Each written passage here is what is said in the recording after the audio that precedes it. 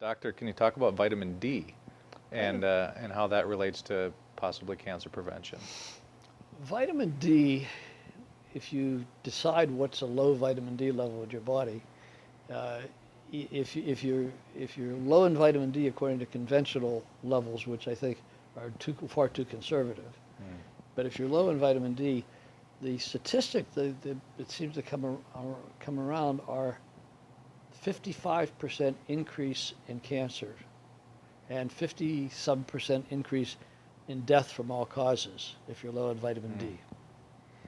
So now, many years ago, vitamin D came under fire by the FDA and other government agencies. And they said that vitamin D over 400 units a day will calcify your brain, calcify your kidney, calcify everything inside. You just be turned into a calcified mummy. And and I didn't feel right about it. I just knew there was something wrong. I'd read enough about vitamin D, and they first of all, they lumped vitamin D into one vitamin D.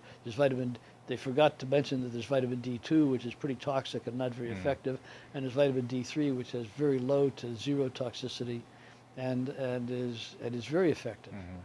So there's vitamin D2 and vitamin D3. Uh, if you measure vitamin D, the FDA said that anything over 400 units was too much. And so people went crazy. They were making vitamin D products with no vitamin D in it. And in fact, I think I lost a good friend to cancer because she produced a vitamin line, and none of her vitamins had any vitamin D at all. She produced it at this time when it was coming under fire from the authorities. And she took this vitamin for 25 years, and she was otherwise in perfect health. She exercised. She didn't drink any coffee. She didn't drink alcohol. She didn't eat sugar. She was in incredibly good shape. But she didn't have any vitamin D in her life, because vitamin D is not readily in many food supplies. Right. It's hard to get vitamin D from food supply.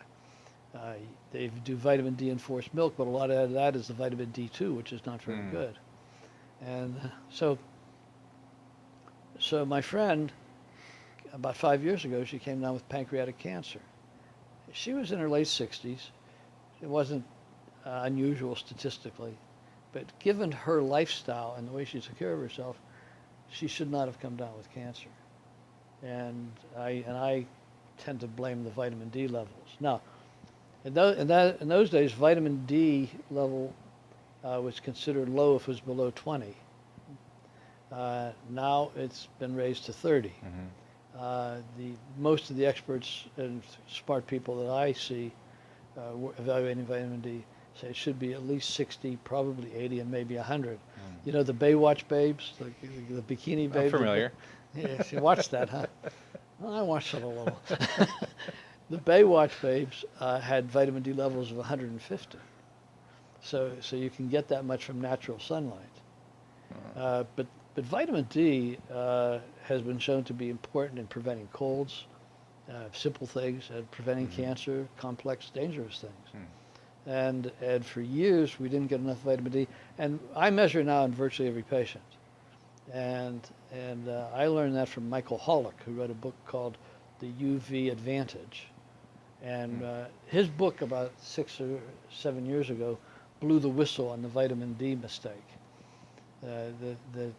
He blew the whistle, showing that we were being much too conservative in calling and saying how much vitamin D we should have.